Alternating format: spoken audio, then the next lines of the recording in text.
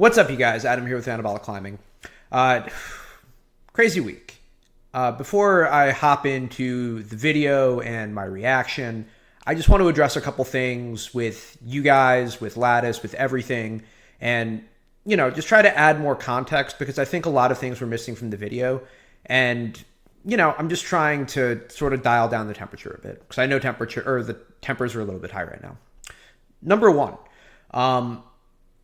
The community obviously had some pretty dramatic pushback, and that was heard loud and clear, specifically from the folks at Lattice. They pulled down the video. I think they heard the message. I just want to go through what they said to just sort of clarify a few things.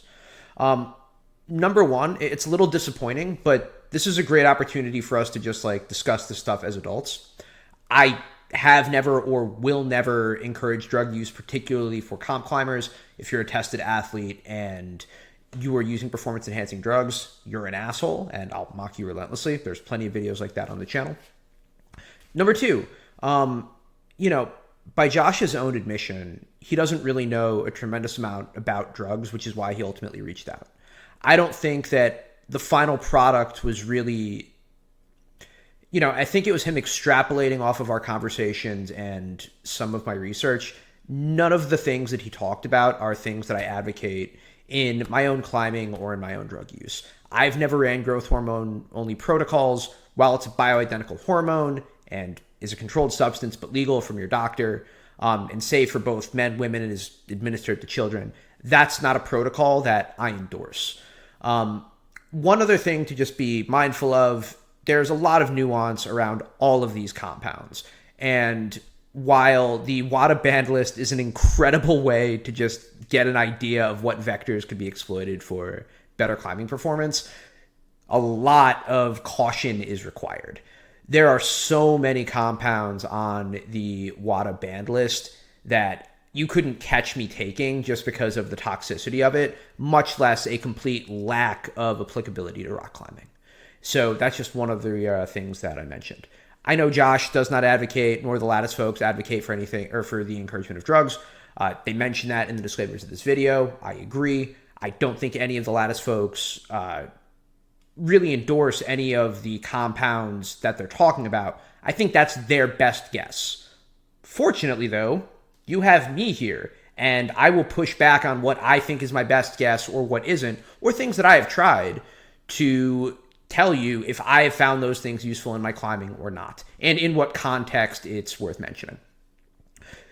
There were a lot of criticisms about me personally, and I think that's fine.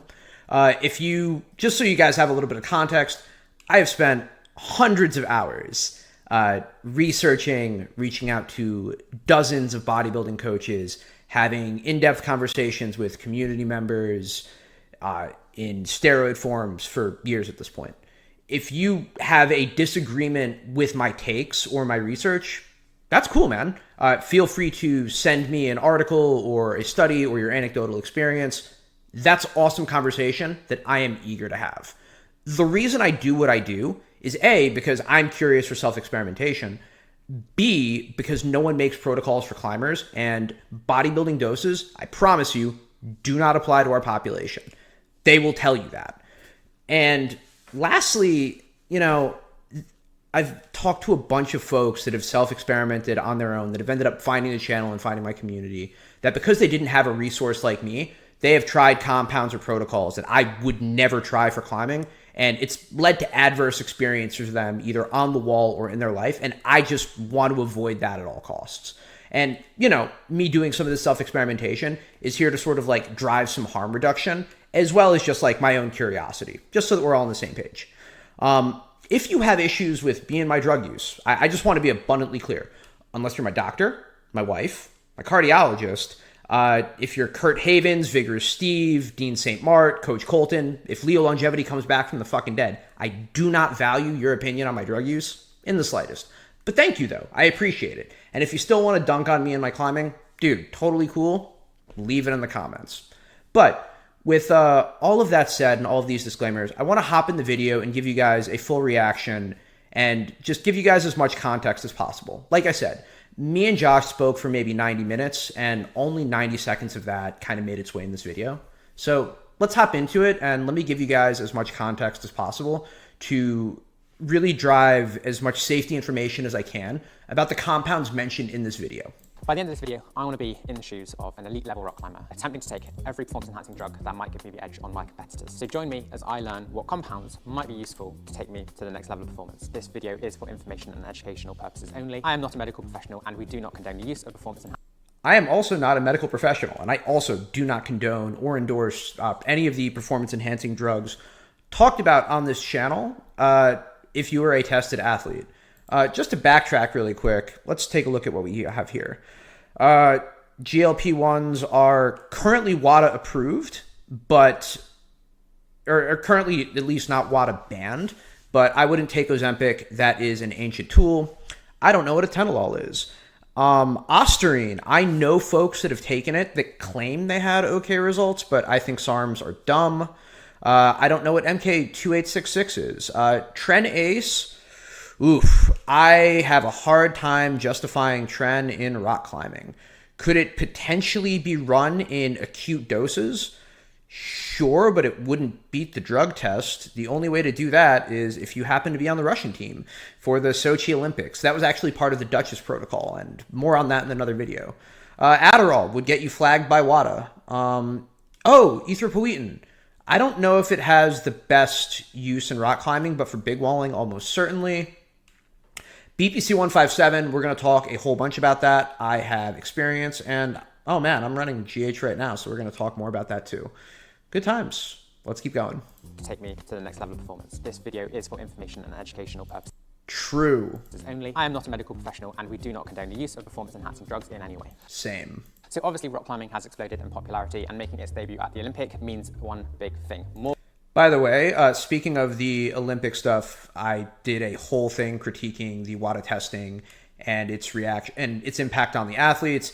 I strongly encourage checking that or checking out Kira Condi and Alison Best Circle Up podcast. Really interesting stuff on that over there. Glory and more money is going to be pumped into the sport. This also means more pressure to perform than ever before. So the big question on a lot of people's minds are some of these competitors going to start trying to get the edge over others by taking performance enhancing drugs?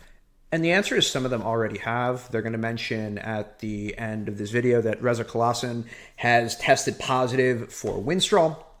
And I also highly suspect that he was on all sorts of other compounds that the WADA test just missed. But right now, there are actively folks that are trying to cheat the system. I'm not throwing shade at any particular climber. If I do, I'll come out and say that 10 toes down. But I'm just letting you know that that's a thing that has happened in the sport. Also, in the sport of ice climbing, I want to say Pavel Batushev also popped for meldronium. And that's what I'm trying to look into today. I'll be honest, going into this, I know basically nothing about performance enhancing drugs, but I am in the privileged position of being surrounded by a lot of high level athletes, including people that have been to the Olympics. And as far as I know, if any doping is going on in rock climbing, it is very much underground and something I have not really seen any of. To understand. And also, to be honest, same. I climb with a decent amount of world-class athletes. I have friends that are para-climbers, friends that are speed climbers that compete at the national level, and I have no reason to suspect any of them are doping. I don't really tell them about my protocols, especially for the youth kids. I go out of my way to make sure I never talk about that stuff with them, even though they're the sweetest kids in the world. And yeah, I largely think that the majority of our sport is drug-free. I agree with him. And again, just to sort of reiterate, of the folks that are beginning to dabble, most of my content is to make sure that there is some harm reduction involved so they don't do things that fuck themselves up. And what sort of performance enhancing drugs might be brought into rock climbing, and the sort of thing I might want to use if I was an Olympic level climber. We first need to understand the demands of the sport. We don't just want brute strength, we need an almost paradoxical balance of being very powerful, but also being very light, so we can maximize our strength to weight ratio. We don't want to take performance enhancing drugs to then look like Mr. Olympia. Man, how bad are Derek Lunsford's arms? Just so we know, this is Mr. Olympia Derek Lunsford. Some of the worst arms in bodybuilding, if we're being correct, right? And yeah, steroids tend to work in a dose-dependent manner. The lower the dose, the less muscle accrual. The higher the dose, the more muscle accrual. But there are some good notes to mention about this. If you're taking an exogenous compound like testosterone, a normal person, male or female, will have peaks and valleys throughout the day of their testosterone. So even if their blood test shows 800 nanograms per deciliter, It's going to fluctuate throughout the day depending on sleep, depending on food, stress, working out, things like that. Whereas if you're taking exogenous compounds like myself, my testosterone stays chronically elevated regardless because I get my hormones from a vial. So the dose on that is going to determine how much additional tissue and glycogen that you hold. And keeping that lower is almost certainly optimal for climbers, but you still want it higher than a potentially crashed hormone state that could happen from overdieting, just for context. So in an effort to understand what drugs an athlete might take, I made a list of 9 physiological attributes I think a rock climber would want to maximize their performance. This includes strength to weight ratio, strength in the finger flexors, but also being able to manage things like performance anxiety and improving their endurance through multiple different energy systems. Luckily for me, there is a huge, and I mean huge, list of drugs available to enhance pretty much every performance characteristic I have just mentioned. And all you have to do for this is go on the World Anti-Doping Agency website and scroll down through the list of banned substances. Just really quick for anyone that ever decides to scroll through this because you have too much time on your hands, like myself included. There are so many unhinged compounds on this list, so please go with caution. Also, there are a lot of like harmless compounds that are on this list. I just stopped this at a random point, right? Ephedrine you could find in a lot of cold medicines. Selegiline. Oh, I didn't even know this was banned. This is it's a psych med that's used for Alzheimer's. There are no shortage of things that you might get prescribed to by a doctor, whether it's psych meds, things for headaches, random vitamins that WADA has deemed prohibited. So there's a lot of really safe stuff here, and there's a lot of stuff that you couldn't catch me touching. So, maybe just don't scroll through the WADA ban list. I have actually videos on the channel of WADA compliant compounds that you could run as a climber. And I also have other things that you should not touch I also have other videos regarding things that are perfectly legal that WADA says you should not touch. To break it down, the categories of performance-enhancing drugs we're going to go through are anabolic agents, recovery peptides, hematological agents, weight management drugs, and stimulants and nootropics. God, I've tried all of these. Or essentially psychology-altering drugs. First up, anabolic agents. Here we're talking about things like anabolic steroids. This might be exogenous testosterone or things that mimic its effect, like trenbolone, or often called tren. Again, probably don't run tren. There are dozens of anabolic agents that are useful for building muscle tissue, but the majority of them are not helpful for rock climbers specifically. So I did a nandrolone deep dive where I examine nandrolone, which you might know as DECA or NPP. And one of the things that happens with excessive androgens or excessive hormones is it's actually deleterious toward tendon structure. Particularly for nandrolone, what'll happen is it'll cause an excess in collagen synthesis, but the deposition of the collagen in the tendons is suboptimal. Instead of placing it horizontally or laterally, what'll end up happening is it'll just place the collagen everywhere, and you'll have a thicker but a more brittle tendon.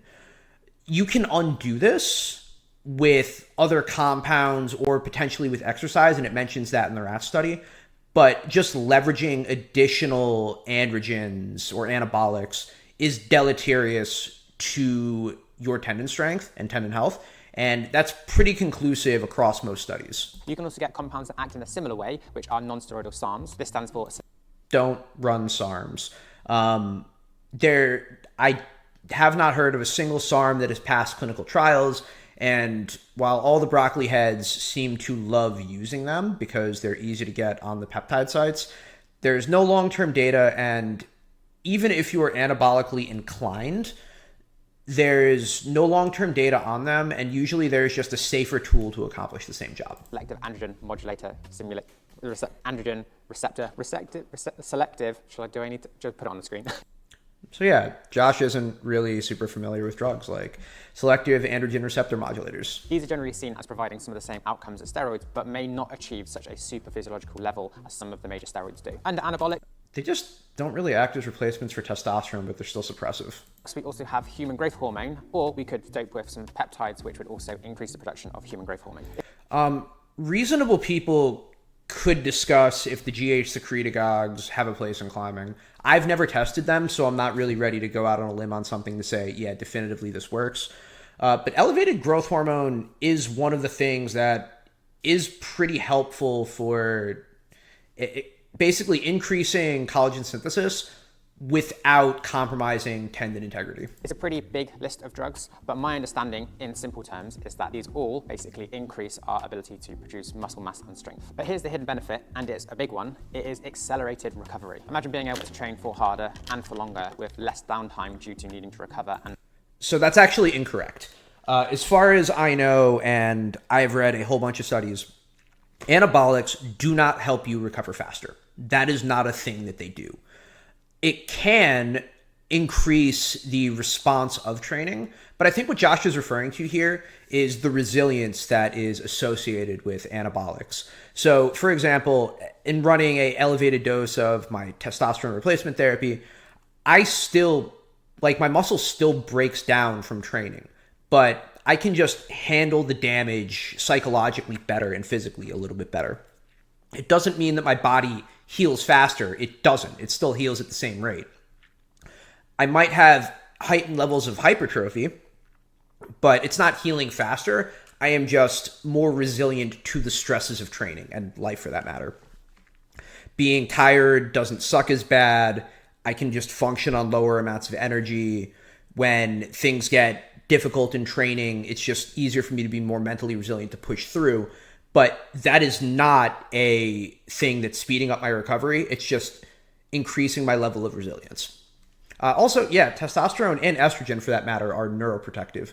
Don't suppress either one of them, which does happen with overdieting. Muscle soreness. Particularly in elite level rock climbing, we are seeing athletes put in 20 to 30 hours of training a week. And if you could increase this even, that would give you the edge, in my mind, on other competitors. And if you're thinking 20 to 30 hours of training a week is a ridiculous amount, well, yes, it is, but these athletes are often genetic outliers, able to tolerate a huge amount of training. And if you don't quite have that genetic edge, taking these sort of drugs might bring you up to their level.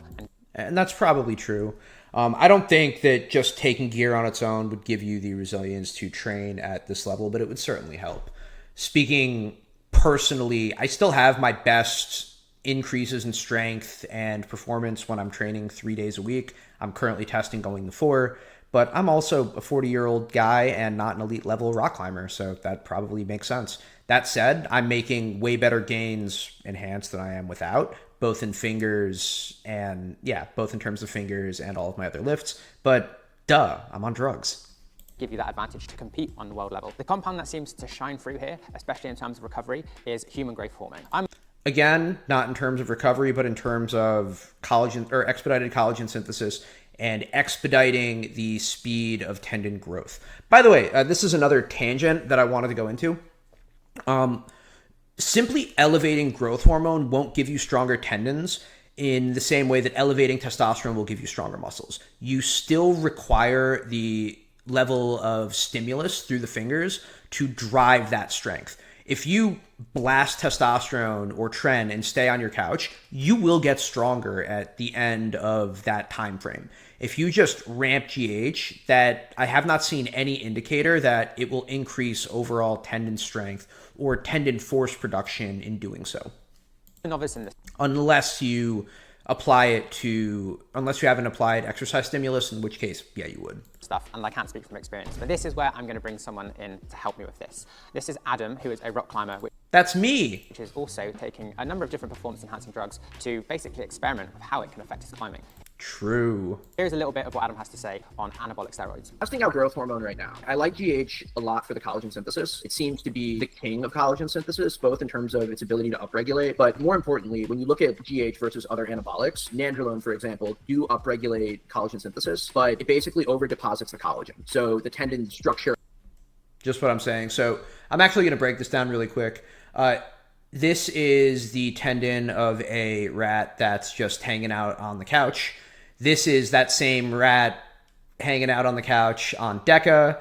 This is a healthy rat exercising, and you can see the increase in tendon strength going laterally, and you can see the over deposition in the collagen all throughout the lattice structure, which you don't see in these sedentary rats.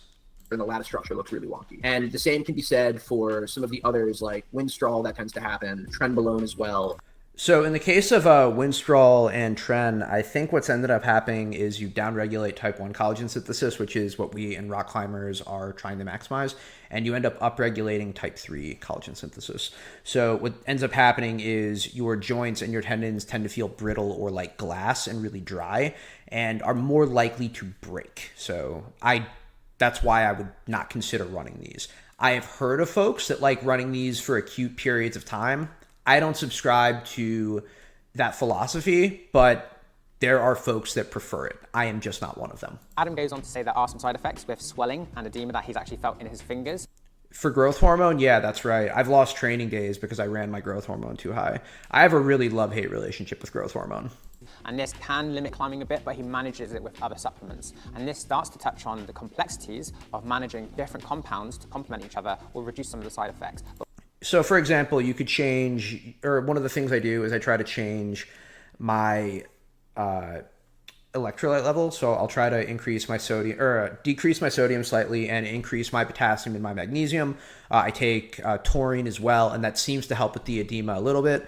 But the best way I found to manage the edema for growth hormone is to just take less. We're going to get into that topic later on. Since we're on the topic of recovery, we need to go into our next topic, which is recovery enhancing peptides, BPC 157. Specifically, peptides like BPC 157 and TB 500 are gaining attention for their ability to increase recovery.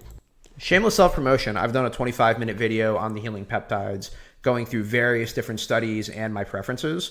So feel free to check that out too. But I say all of that to say that we're going to make some critiques on how these are described. Particularly in the tendons and ligaments. Given how common finger and tendon injuries are in rock climbing, any substance that's going to increase tissue repair and reduce inflammation is going to be incredibly appealing to a rock climber. I'm going to return to Adam quickly because, again, he's got experience using these in the presence of an injury to rehab and recover. I've used BPC to try to help out my partially torn bicep, my fingers on the tenosynovitis side. Also, your mixed edge is great. Can't thank you guys enough for releasing that. I could reduce the swelling on my ring fingers, but I needed a different training tool if I was going to sustain that. So no one's paying me to say that, by the way. It's just dope. I haven't used TB500, but... By the way, no one is paying me to say that. I just love the mixed edge. It's great.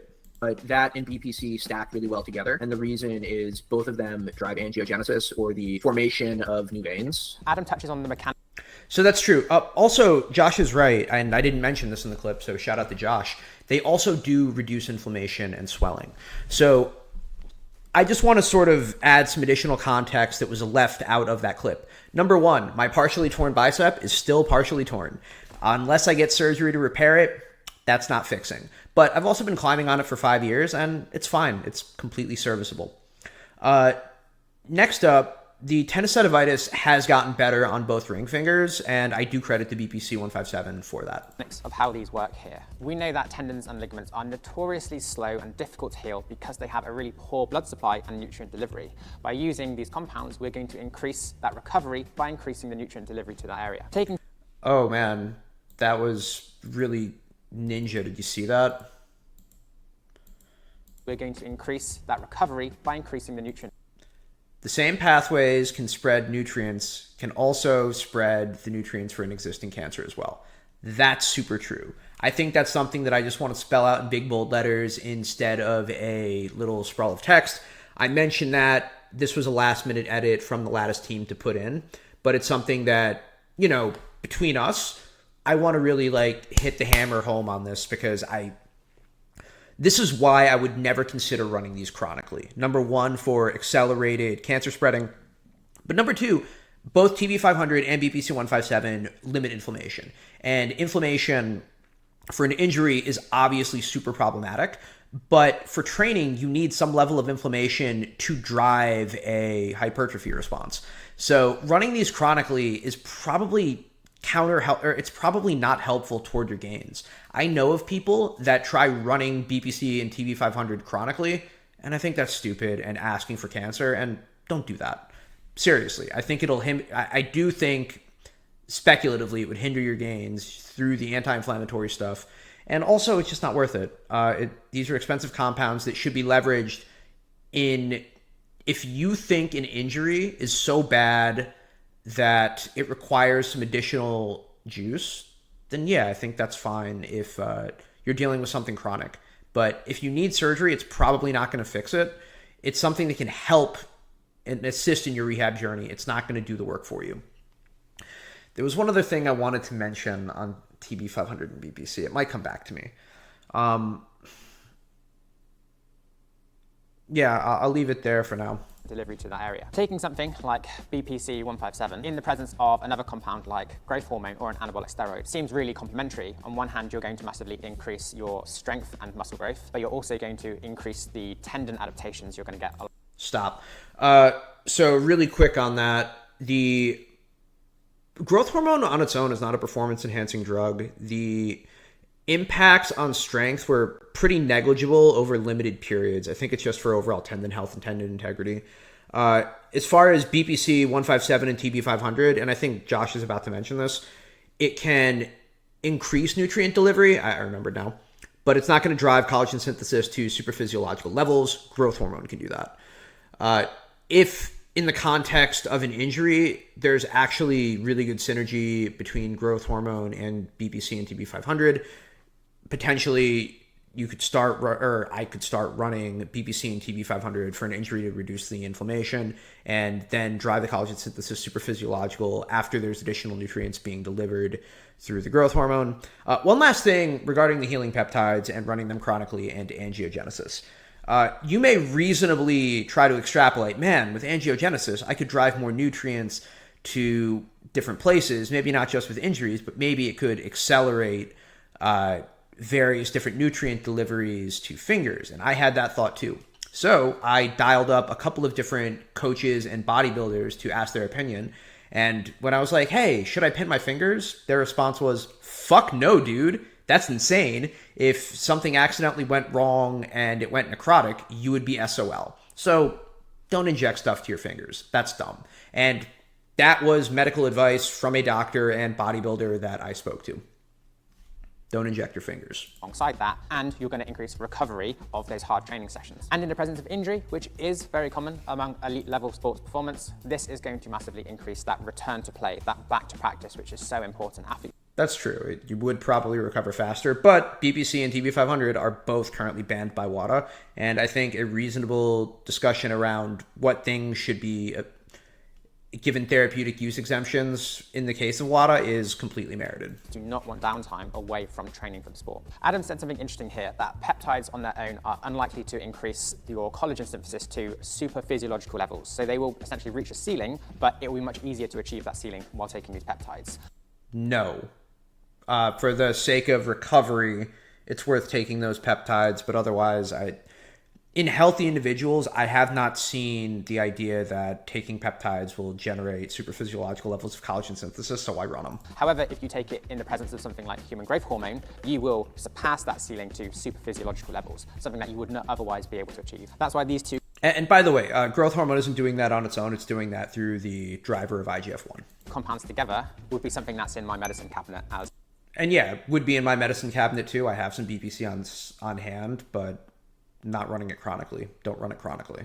Don't. An elite level rock climber looking to take performance enhancing drugs. It means my tendons are going to be made of steel and my muscles are going to be... Not necessarily made of steel, but recovery from injury will be at an expedited rate. True. Glad we could spell that out in text, and I can be here and spell that out in voice. Extremely strong as well. Next up, hematological agents like erythropoietin or EPO. This substance increases red blood cell production, which is going to improve oxygen delivery capacity of your blood. This is famously associated with endurance sports like cycling, where athletes are trying to boost their stamina. I do think that this would be really good for big walling or like speed records. Like if I was trying to set the speed wall or the speed record on the nose, I would absolutely run something like this. But otherwise, yeah, EPO is spooky, and Josh is going to tell us why. In rock climbing context, it could be used to improve performance on a long endurance sport route perhaps, or it could be used to improve recovery. If we just quickly isolate that to like a performance in the IFFC, in the World Cup, it probably would not have a huge amount because the sport climbing is capped at around 6 minutes and you get a long rest between different rounds. You don't have to do repeated efforts. So its utility within sport climbing on the world stage is maybe limited, but then if you take that to something more outdoor climbing, like big wall climbing, then maybe there's a better case for it. But as someone that's ran endurance boosters, I happen to enjoy them. I have friends that have also run some that think that it has helped improve their ability to push grades and get more oxygen on the wall, and that's probably true, but they're cardio, or our cardio is probably a lot worse than most pro climbers, so I would take my take with a grain of salt. I think the VO2 max of almost any Olympian is dramatically better than mine. I'm a slacker. What I learned about EPO, the more I actually saw some big red flags come up. Firstly, if you take EPO, it's going to increase what we'd call your hematocrit. This is basically the ratio of red blood cells to plasma. As that ratio goes up, your blood is going to become thicker. And as it becomes thicker, there's going to be more fluid resistance in your veins and arteries. If you get this wrong, you could actually potentially have negative effects on your performance, including some pretty severe cardiovascular risks. You can also increase your red cell count by essentially giving yourself a blood transfusion. Essentially, you donate blood to yourself in the future. But blood transfusions are not exactly straightforward and are going to come with a lot of risks too. So then when you look at something like injecting peptides, which are a lot simpler, you can see why there's some big barriers and red flags that come up with this. True. By the way, you can also increase your red blood cell count just by taking any androgen. Steroids in general will drive red blood cell count. Or you'll see it in testosterone. If you go through my videos, you can see it in my blood work. My hematocrit goes up.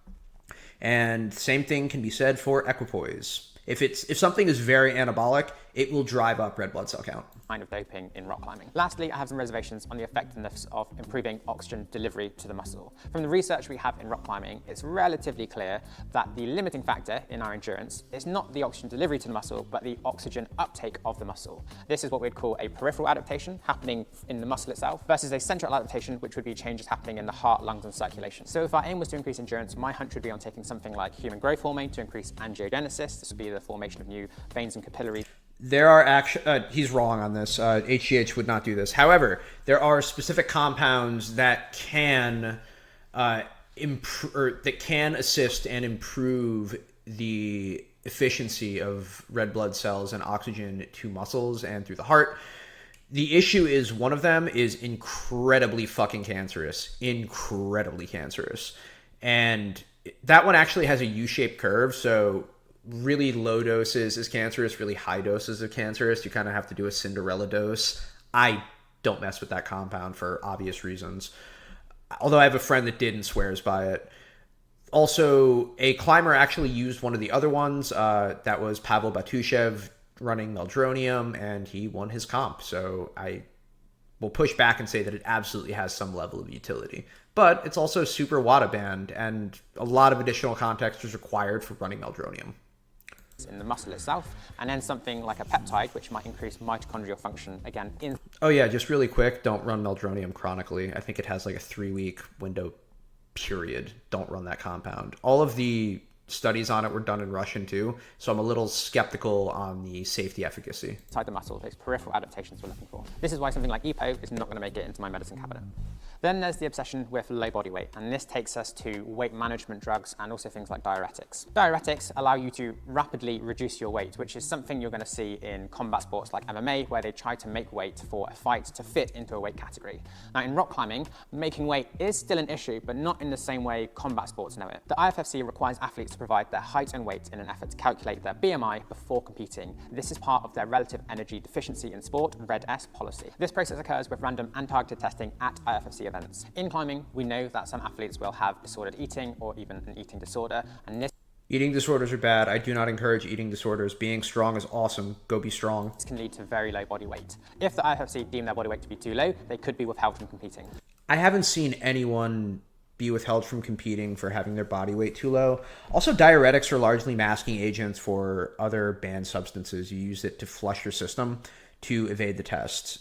There are a notable number of athletes in gymnastics, in all various different competitions in wrestling that have tested positive for diuretics, either to make weight or to be leaner.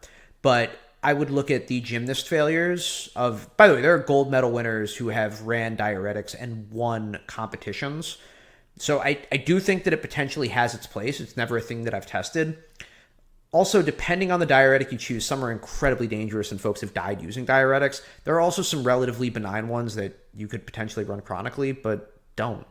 However, the IFFC say that athletes are notified and screening is performed in the morning before an event. This gives them an opportunity to essentially try and cheat the system. This can be done by just drinking many litres of water before you're weighing to try and increase your body weight, but only very temporarily. Yeah, if you're, I'm sure you could, If this was something that was really interesting to people, I could reach out to a wrestling coach or a bodybuilding coach and discuss the finer points of water cutting. I've done a water cut for a bodybuilding show that I did almost 2 decades ago. It's a thing that you can do. It's not fun.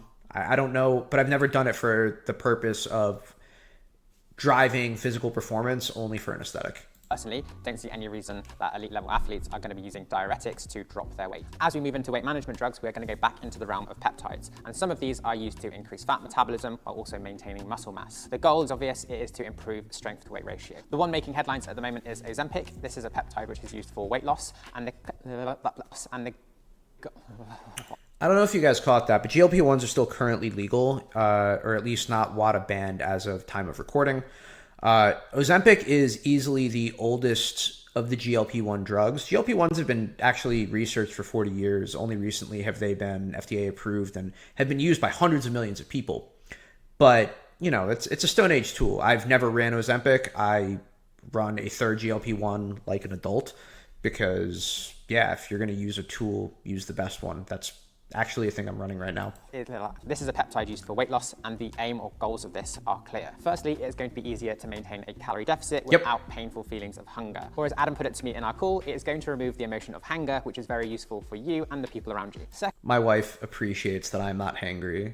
God bless. Secondly, it might be very useful for changing your body composition or increasing your strength to weight ratio in the lead up to a comp. The thing is, certain anabolic agents, if we were taking them as well, would keep us very lean. So unless we were trying to lose a lot of weight, there really wouldn't be much case for taking these weight loss. Anabolics don't really make you any leaner. They just help you maintain additional muscle mass. So the two actually work together like peanut butter and jelly. You would run I run a GLP to make it easier to be in a calorie deficit, and then I run anabolics to not lose muscle in the process. In the event that you are a natural athlete and you want to do something similar, I encourage you to check out Lyle McDonald's Rapid Fat Loss Manual. Guy's been doing it for decades. He's awesome. He talks about how you can be in a deep caloric deficit, basically leveraging protein and fiber from vegetables and ramping up your omega-3s to maintain endocrine function despite being at severe calorie deficits. And it's ultimately time to start eating when performance starts to drop, at least as a natural. Lyle's awesome. You might have seen him with Solomon Nelson and being part of the crew that took down Mike Israetel, but Lyle is dope, and a lot of my research when I was still natty came from him. He's great. Peptides. But the idea of weight loss peptides did highlight an interesting question to me. It made me wonder if a bulking and cutting cycle might be useful for rock climbers. It is for me. I need to get dramatically stronger to send Rainbow Rocket, so a bulking and cutting cycle is mandatory while I accrue additional tissue to jump higher. Not to the extreme that bodybuilders would go for a bulking and cutting cycle, but we know that a lot of these athletes in rock climbing are putting in these 20 to 30 or more hour weeks in their base training season. Huge training demand, and in these times, we might want a very high calorie surplus to provide energy for the training and recovery. Then mild calorie surplus. I wouldn't say high. If you're 200 to 300 calories above maintenance, I think that's more than enough. Knowing that we have the option to take these weight loss peptides, it might give me, as an athlete, more confidence that I can cut that weight in the shorter period in a lead up to a competition. This is exactly what I do, but there is no athlete under the Lattice banner that is they're all much better climbers than I am, so defer to the experts. Extending the training season where I can maintain that high calorie surplus. I'm not saying this is a smart move by any stretch. I'm just saying I don't think it's something that has been tested. And I think what is actually far more common in practice is a lot of high level rock climbers are maintaining a very strict diet and maybe even a calorie deficit year round to maintain very lean weights. Super unhealthy, by the way. A strict calorie restriction or calorie deficit might be much more detrimental to having a period in the year with a calorie surplus. It's just a thought. Let me know what you think in the comments below. And finally, we've made it to improving my mental game in performance. Let's start with stimulants like amphetamines, which are named for increasing alertness, concentration, and reducing our perceived fatigue. Amphetamines, for example, were reportedly used by soldiers in World War II and other times to stay awake and alert on prolonged operations. I don't know if you guys have ever ran amphetamines while climbing. I have, not since I've started my PED journey, but just in general. And I always feel really discombobulated on the wall. I never really feel super good on them. So I also don't like to train in a way that I cannot replicate on day of competition. So I wouldn't train on amphetamines then to show up in comp and not be able to run them. Just like I wouldn't not train on amphetamines to use amphetamines on the day of competition. I think that's just a way to set yourself up for failure. The way I train is the way that I would like to perform. Competing in the combined event at the World Champs is a pretty big deal. There's a lot of different events and days to compete on, but I do think that this is probably not going to be a useful compound. I think you could make the argument that amphetamines might be able to heighten your focus and allow you to really fight hard, making it onto the head wall of a sport route. Then on the flip side, we have something like beta blockers, which are known for reducing physical symptoms of anxiety, like tremors or a racing heart rate. These are commonly used in sports like archery or shooting, where the athlete needs a steady hand and calm. I've never ran beta blockers. If my stress gets a little too high, it's something that I would consider. I do think that there's some research that it limits hypertrophy. Calm nerves. I've done a little bit of competing in the past, and I do suffer from a bit of performance anxiety. And I can only imagine what it would be like at the World Cup in front of a whole crowd, tying in with one attempt on a sport climb. The performance anxiety would be overwhelming for me. Maybe not someone like Yanni Gambret, but something like beta blockers could definitely be a game changer for an athlete that did need to calm their nerves. The big issue I see is elite level performance requires a very practiced state of mind. Most athletes are looking for what we would call flow state, the ability to be completely present in the moment and almost be on autopilot. But this requires a precise balance of anxiety, pressure, and focus, and you need to get this right to enter that flow state. I think Josh is spot on here, and this is why I don't like to take anything that I cannot use on the day that I'm trying to send. If stimulants take you away from this careful balance, then it would be negative to performance. This is not powerlifting or archery, so I think these mind-altering drugs are not going to play a part in my elite level performance. They're not really for me either. Unless they were practiced commonly throughout the year so that I get to flow with this state of mind. I think at this point, a lot of people will be saying, what about cannabis or smoking weed? There's a lot of high-level climbers which are known to smoke weed and also climb at a very high level. And I think this just comes back to my point that it probably can be performance enhancing as long as it's something that you practice a lot with your performances throughout the year. It's WADA banned to show up high to a comp. Same thing goes for drunk. Yeah, I don't like rec drugs at this particular point in my life. Ever since I started PEDs, I have not done any rec drugs. But here's the critical part. Every one of these substances comes with potentially serious risks. Anabolic steroids, for example, may increase your strength significantly.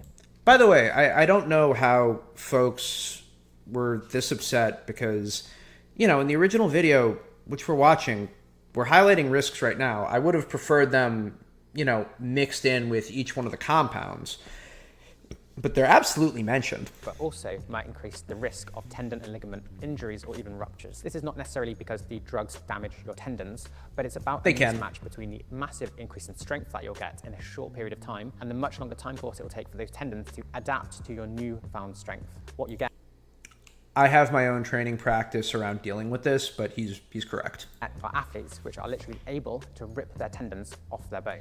You could do that naturally. This is the hidden injury paradox. You feel stronger, but you are actually more vulnerable. In talking to Adam on this topic, he said that it's more due to an incorrect implementation of performance-enhancing drugs. Yep. If you were to take something like an anabolic steroid, you could increase your tendon strength alongside that by taking something like human growth hormone. But Adam does point out very clearly the other health risks that come with performance-enhancing drugs. Yep. Firstly, messing around with your endocrine system, your very well-balanced hormone system is risky business. Then we have... as far as risky business, he's right. So look, in the doses that I run, I have yet to see any study that says doing this for a couple of years has negative impacts on longevity. However, I plan on being on TRT for life. Could I restart my endocrine system? Totally, but I love being on testosterone. That's a personal choice. In the event that I ran drugs short term and then tried to go completely naturally, I would lose the vast majority of my gains. And restarting your endocrine system is a motherfucker. Restarting your endocrine system takes months, potentially longer, even if you're doing it with some exogenous compounds like HCG or enclomiphene to help speed up the increase in testicular function. It takes a long time to get back to a baseline, and having low testosterone or being hypogonadal sucks.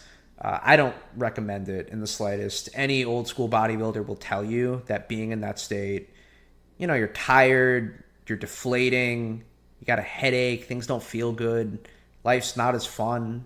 And then you also have the knowledge of what it's like to be superhuman. Oof. Don't recommend it.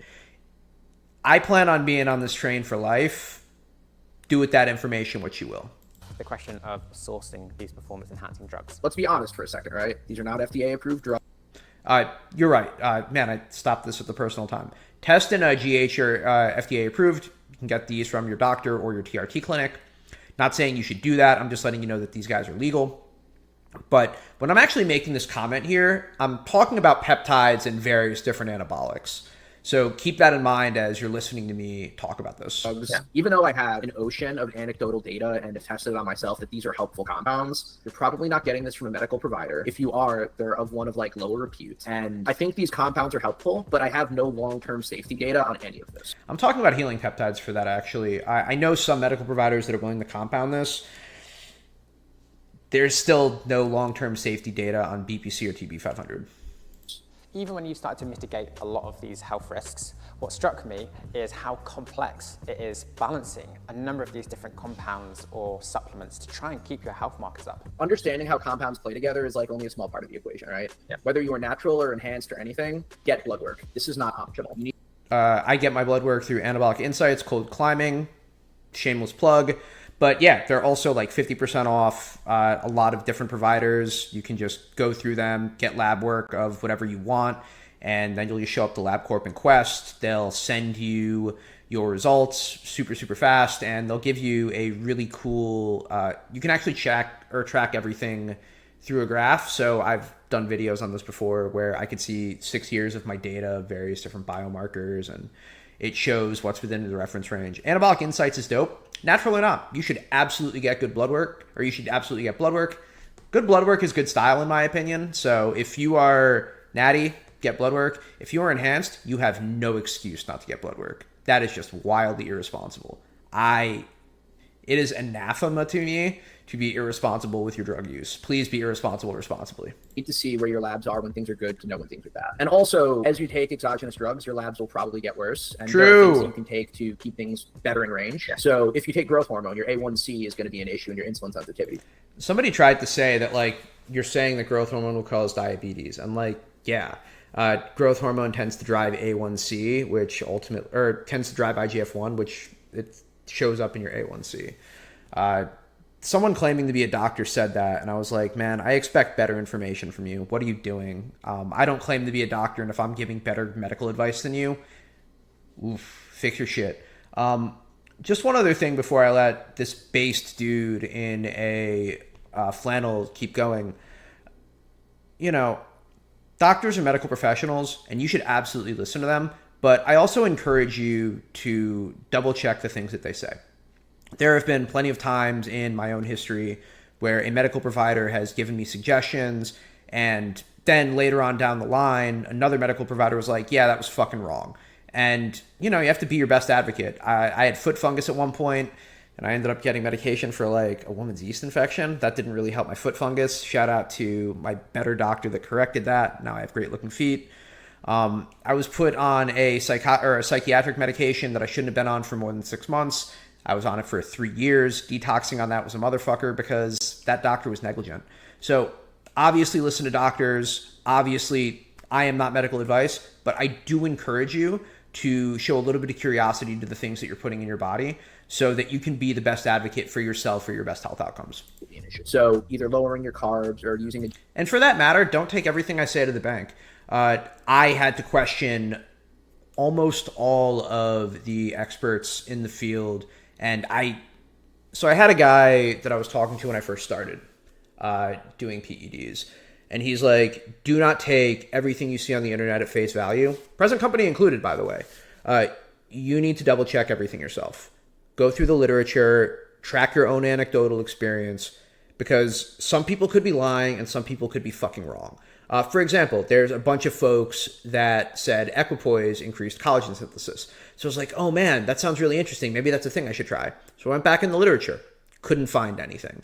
And lo and behold, a couple of dudes on some bro science forums made a claim that was never verified, and then it just kept getting passed down and became gospel within the bodybuilding community that it's never been verified. And there's a lot of other examples like that where I will hear things through the grapevine and then I will double check and do the research and come to a very different conclusion. That's why I harp about the stuff about the healing peptides.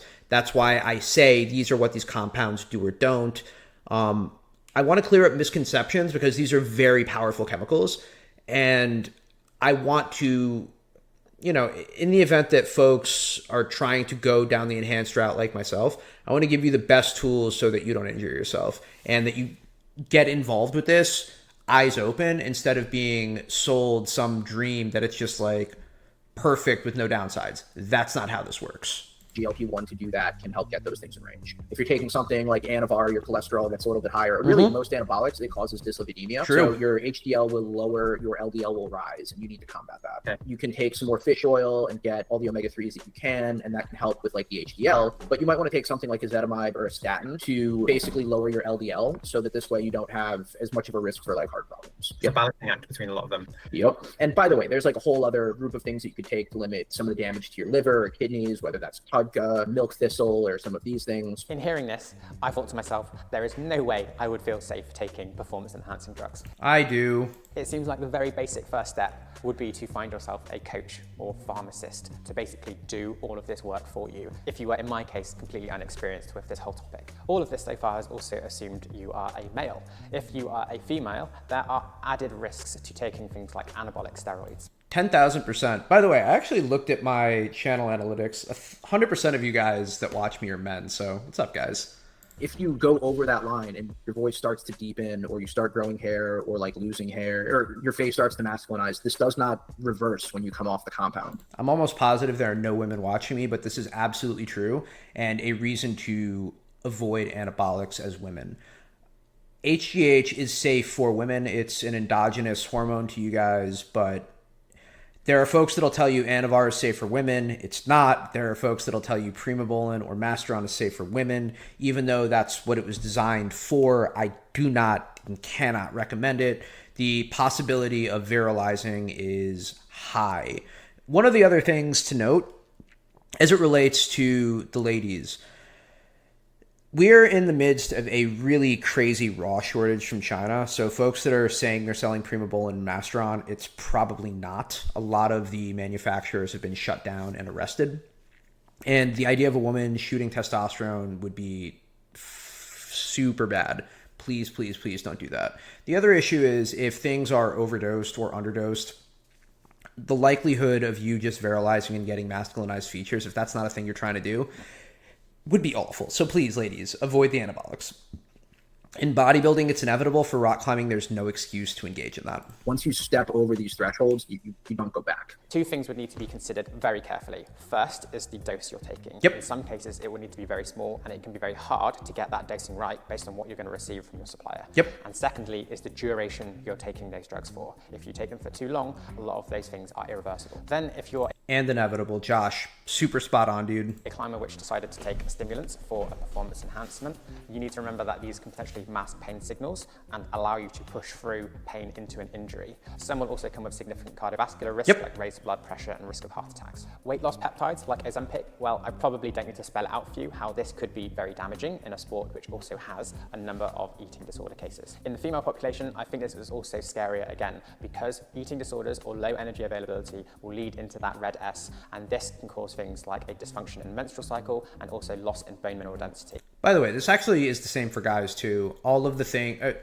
periods aside, all of the things that come from eating disorders that impact women impact men too. Having crashed endocrine systems will result in muscle loss and loss in strength. That's why when you see natural bodybuilders post-show blood work, they're almost all hypogonadal. Which can lead to things like bone fractures. Oh, this is a little bit of history. The big question I had, and I think a lot of people have, is this actually happening? Is drug use prevalent within rock climbing? So there's challenges to trying to figure this out and do research, obviously. We know the IFFC says that any athlete under the testing jurisdiction of the IFFC may be tested at any time with no advance notice in or out of competition and be required to provide a urine or blood sample. I have a couple of videos critiquing WADA on this. The short answer is in the IFSC, as of time of recording, 90% of the tests are urine tests, which are IQ tests, pretty darn worthless. There have been like under 10 recorded blood tests in the sport as of now that are publicly available. There could be more, but like I've listened to Kira Condi and Alice Invest's podcast. To my knowledge, I don't know if they've ever been blood tested. And yeah, national or Olympic level athletes. Crazy, right? Cool. But I'm unsure how frequently this is A lot of compounds that you can catch on blood tests you can't catch on urine tests. done, and obviously this is only happening with rock climbers that are actively competing for the IFSC. Now with rock climbing in the Olympics, maybe we will see official drug testing become more frequent under the World Anti-Doping Agency. Alex Magos has missed climbing trips to show up for whereabouts stuff. Fuck WADA. So we can basically look for evidence of doping in rock climbing from two sources: people which have openly admitted it and people which have been flagged by the IFSC for taking drugs. We've seen a case of the Spanish climber Edu Marin being flagged for taking cocaine, Good times. although he said he was taking this for stress and not performance reasons. The only other case I've seen reported is with the Iranian climber Reza. He tested Not looking saucy at all, right? Like, just, between friends here. Does this guy look like he's only running Winstrol? This guy looks like he was running everything with the kitchen sink. I was actually talking about this guy with a pretty notable fitness influencer, and I pulled up this picture. He's like, Jesus fucking Christ, that dude's on the kitchen sink. And yeah, when a 100K fitness influencer is like, yeah, that dude's sauce to the tits, like, I don't know what else to say. positive for taking steroids, which makes him the only currently banned athlete in the IFSC from competitions. Shout out to Seriously, Reza if you go on the Kolassian. website, you can scroll down, and the only athlete on that page is Reza. And I actually think this is a really cool thing. This is a sign that there is at least not much doping that we know of going on in rock climbing. That also means the testing's probably dog shit. There are some cases of people coming out and openly admitting about taking steroids and doing rock climbing. One of the big ones is legendary climber John Long from America, who has said he did a cycle of steroids and saw pretty amazing strength gains from doing it. But Claimed he was strong as a bear. I actually suspect he sent the first 513 or one of the early 513s doing this, but I would have to ask John to clarify. let's quickly dive into the ethics of doping, because I think it becomes quite a grey area when we talk about outdoor rock climbing and we move away from competitions. In high altitude climbing, drugs like dexamethasone and Is that how you say it? Dexamethasone? In high altitude climbing, drugs like dexamethasone might help you feel better and avoid things like altitude sickness and give you a better chance of summiting.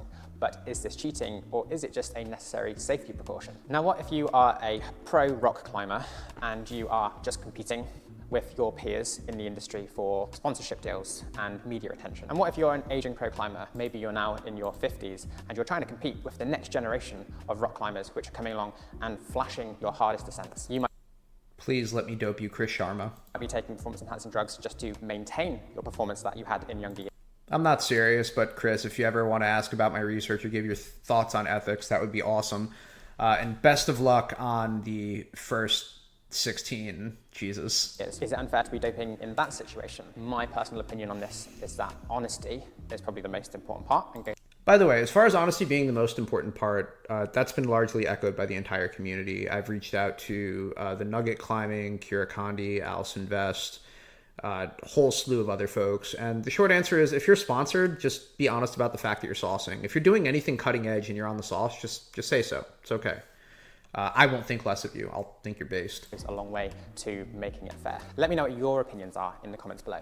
So currently there is very little doping in rock climbing. Also, if you have any opinions on the ethics of doping, please list that in the comments below.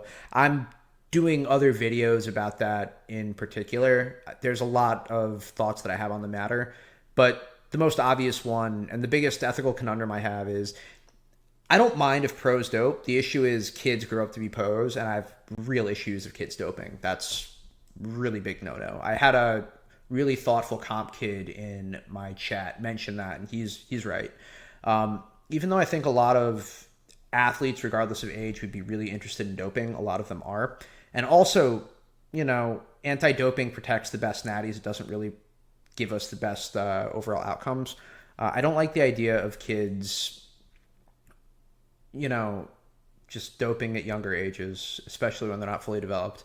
Also, there are a lot of parents that try to dope their kids, and that's incredibly fucked up. I don't need to spell that out. That's obviously brutal.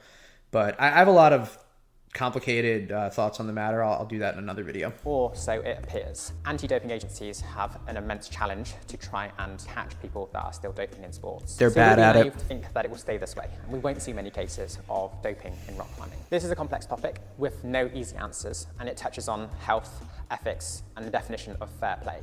But we also all want to see the next level of performance. We want to see a 9B boulder and a 10A sport route, and performance enhancing drugs might have some way in playing into that. I want to say a massive thank you to Adam in taking the time to talk with me. He knows a lot more than You're welcome, and I appreciate the shout out, Lattice. I do on this topic, and he has his own YouTube channel where he covers a lot of the stuff we spoke about in way more depth with a lot more experience and knowledge on the topic. So if you're interested in that, I'll encourage you to go check out his YouTube channel. I'll leave a link to that below. Also, Honestly, thank you so much, Josh, for the shout out. A lot of people have flooded in to the Discord and to the channel this week, and it means the world to me. If you guys do like this kind of content and appreciate the in-depth analysis and experience on these drugs, please hit the like and subscribe. It helps the channel tremendously.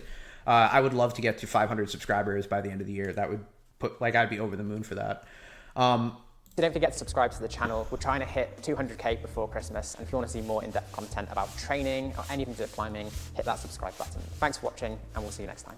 Thanks for watching. I appreciate the folks from Lattice for featuring me, for shouting me out. I also want to say, you know, I'm really bummed about the overall reaction from the community, but it's understandable. Given how experienced Lattice is in all of their training, I also wish they could match some of the nuances that I was able to provide in the analysis of the drug use, or at least the drug analysis itself. But I appreciate them doing this as a conversation starter and, you know, also highlighting me in general.